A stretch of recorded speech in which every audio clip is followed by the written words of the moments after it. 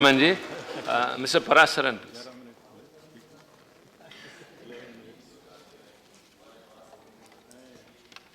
Respected Chairperson, I thank you for your indulgence.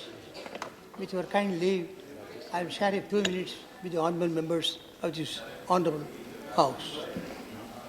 The Deputy Chairman, a few minutes back, observed the best speaker is one who can finish in 5 minutes. I will try if I will pass the test or I may fail. There has been a lot of controversy going on, but I want therefore to take only the words of Dr. Ambedkar himself. Because with regard to how we have to function, the path which he showed, he also said, how do we walk that path? He said, so far as the ultimate goal is concerned, I think none of us need have any apprehensions. None of us need have any doubt. Our difficulty is not about the ultimate future. Our difficulty is how to make the heterogeneous mass that we are today take a decision in common and march on the way which leads us to unity. Our difficulty is not with regard to the ultimate. Our difficulty is with regard to the beginning. Therefore, I should have thought that in order to make us willing friends, in order to induce every party, I mean no any political party, I have no mind in of any party here, every party, every section in this country to take on to the road, it would be an act of greatest statesmanship for the majority party, even to make a concession to the prejudices of people who are not prepared to march together. And it is for that I propose to make this appeal. Let us leave aside slogans. Let us leave aside words which frighten people. Let us even make a concession to the prejudices of our opponents. Bring them in so that they may willingly join with us on marching upon that road. I don't want to read further. He wants all of us to march a road with, as far as possible, consequences. I was noting all the decisions of the Supreme Court where the speeches of Dr. Ambedkar has been referred to, his speeches in the Constituent Assembly. There are 67 decisions, some of which it is a lawyer's argument, he relies upon it, but in many of them, the Supreme Court relies on the speech of Dr. Ambedkar as guiding their interpretation of the Constitution. The only exception in the recent times is the judgment in the NGAC case, where the Supreme Court read the speech of Dr. Ambedkar but gave it the exact opposite meaning of what Dr. Ambedkar conveyed. In fact, it was, except for one dissent, a unanimous decision by the Rajya Sabha, by the Lok Sabha and by the Rajya Sabha. It's unfortunate the Supreme Court should have struck it down. They went on a doctrine which it is very difficult to reconcile. I can give only one instance. A commission was appointed. That was by Mr. Vajpayee was the Prime Minister. A commission to review the working of the Constitution. Retired Chief Justice Pankaj was his chairman, one of the outstanding Chief Justices of the Supreme Court. Two of the members of the commission were Justice Sarkaria, a retired judge, who gave a wonderful report on center and state relations. Another judge was Justice B.P. Jeevan Reddy, well-known intellectual. Supposing these three judges had been in the bench of 5 judges now, what would have been the majority judgment? It's an accident, it's 4-1. The minority view would have been the majority view. But the judges felt this is not a fit case for reference to a larger bench. That again is not appropriate. The question arose in the earlier decision in Golaknath. Golaknath was a judgment of 11 judges. The reference was made for 2 reasons. The first was they expressly say we are making a reference not merely because Golaknath was 11 judges, but because of the importance of the question, the powers of the separation of powers and the powers of the Parliament when making an amendment and that of the judiciary. And the Supreme Court in the Kashavandabadi's case, which laid down the basic feature, overruled Golaknath and upheld the validity of a constitutional amendment, which in turn had reversed Golaknath. This is the recent only instance where I find Ambedkar's expression of view has been given an interpretation the exact opposite of it. Now, this is the first one I went on counting. The second thing was I was carefully listening to the speech of every honorable member of this House, of the Honorable House. I went on noting it. Then I went on taking out what I had, some of the points which I had noted in my mind. Now there's almost nothing left. They have exhaustively dealt with the values which we derive from the life of Ambedkar. So I thought, what is the value which we have derived? As far as Dr. Ambedkar is concerned, his joint palms helped him to quench his thirst from the water which flew from the tumbler of a peon of the school where he studied, because he had no right to touch that tumbler. And it is an irony of destiny that Ambedkar was the minister for water rights, minister of water resources, when in the interim government formed or provisional government formed after the Constituent Assembly settled the Constitution and before the elections were held in 1952. Ambedkar not only received the help from the lowly of the lowest, a peon, but he also received help from the princely state, the Gaikwad of Baroda, for going abroad for education on a charity of 12 sterling pounds per month. He came back. It's very interesting to note that he was evaluated in the SSLC, in the matriculation examination in India, and given 37.5% marks. In those days, the pass mark was 35%. Even in the days when I used to wrote the examination, the pass mark for SSLC and the matriculation was only 35%. This was not how he was evaluated. But he went abroad. When he returned, he came with 2 doctorates. Full many a gem of purest ray serene, the dark unfathomed caves of ocean bare. Full many a flower is born to blood unseen, and wasted its sweetness on the desert air. Fortunately for this country, his sweetness was not deserted, was not wasted in the desert air. We have, because of efforts of Ambedkar, of course others were also there, as the chairperson of the drafting committee of the Constitution, the wonderful document, which is one of the best constitutions in the country.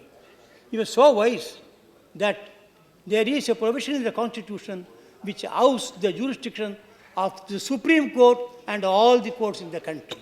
And that is Article 262(2) of the Constitution. The Constitution does not oust, but it empowers Parliament to pass a plenary legislation by which it can oust the jurisdiction of even the Supreme Court. The Parliament, in its wisdom, in 1956, ousted the jurisdiction of the Supreme Court and High Courts and constituted tribunals for adjudication of those disputes. Unfortunately, we have not been able to have consensus as Ambedkar advised and walk on the path of negotiations. The statute provided by Section 3, the 2 states will negotiate between them and arrive at a settlement. And 1 year period is provided. If in 1 year they fail in the negotiation, then on the differences they go to the tribunal. But today the predicament is the same political party in one state talks with one voice. The same political party in the other state talks with the opposite voice. Like what the Ambedkar said and what the Supreme Court interpreted as to what he said. This is the tragedy of today. The Kaveri dispute tribunal was constituted on 2/6/1990. We are celebrating Silver Jubilee. And the efforts of many have gone into it, though some people alone may take the credit for the award.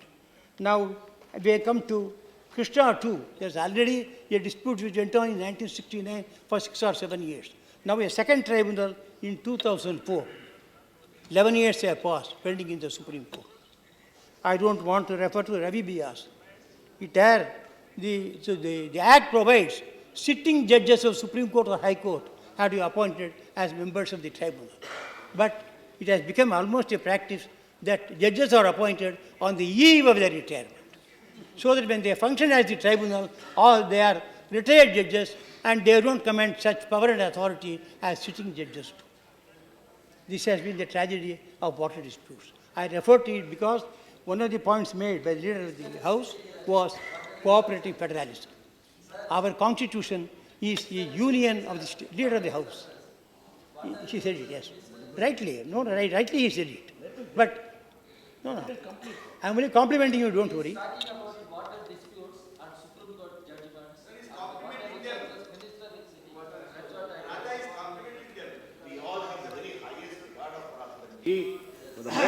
main jurist of India. Whatever he says is pearls of wisdom. No, please.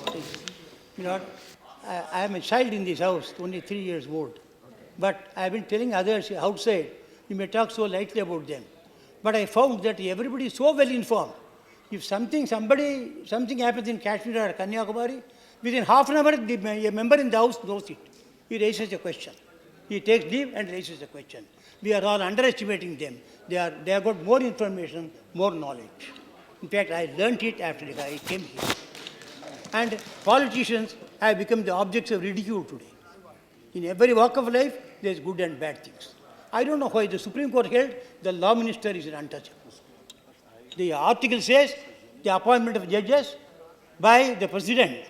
And president means on the advice of the council, aid and advice of the council of ministers, the constitutional sense. Now, we see the judgment what it is. Ambedkar expressly says consultation means concurrence. No, it does not concurrence. He rejects the suggestion made by Mr. B. Poker, consultation should be substituted by concurrence. But now the judgment is, we will exclusively upon it. Okay, leaving aside this controversial question, I was dealing with the topic of quasi-federalism. Therefore, federalism is not only state and central relation, but mutual courtesy and respect by one state to another. No doubt, each state will have to compete with another state for getting the first rank, with regard to education, with regard to eradication of poverty, employment, and social upliftment. They have to compete. But when it is a question of mutual adjustment of rights, there has to be a give and take, as very rightly advised, very by Dr. Ambedkar. I rose to speak because I am also a lawyer, and he was one of the greatest of lawyers. From him, what did I learn? I had occasion to read all his speeches in the Constitutional Assembly, because without knowing that, I couldn't have argued constitutional cases for 35 years in the Supreme Court. I had occasion to read every one of them. In the matter of articulation, his speeches in the House were remarkable. The Supreme Court does not refer to speeches of ministers and speeches of the members when interpreting a plenary legislation. The only exception is when they interpret the Constitution, they refer to the speeches of the members in the Constitutional Assembly. And therefore, I had necessarily to read those speeches. I had intensively read Dr. Ambedkar. From him, one has to learn how to articulate, to carry people with you. His speech, his reasons prevail not by reason of his power, but by power of his reason. That is the one which we lawyers have to learn. The second I found is, it was persuasive. Of course, I have not got the permission to give a Tamil verse. I give the translation.